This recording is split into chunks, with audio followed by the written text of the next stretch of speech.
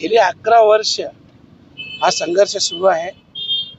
विमानतळ चालू झालेलं आहे आणि 25 तारखेपासून रेग्युलर टेक ऑफ आणि लँडिंग हे चालू होणार आहे। आणि आम्हाला शब्द होता की त्याच्या अगोदर या विमानतळाला राष्ट्रीय नेते स्वर्गीय दिबा पाटील साहेब यांचं नाव दिलं जाणार आहे, परंतु आत्तापर्यंत अशी कुठलीही प्रोसिजर ही झालेली नाही। आणि म्हणून येत्या 22 तारखेला सगळ्या भूमिपुत्रांच्या वतीने, ज्याच्यात आमचे सगळे जेही या 5 जिल्ह्यात संघटना काम करतात, आमची कृती समिती असेल, आम्ही सगळेजण मिळून हा मोर्चा येत्या 22 तारखेला भिवंडीतून सुरू होणार आहे। पायी दिंडी सोहळा असेल आणि तो थेट विमानतळापर्यंत पोहोचणार आहे।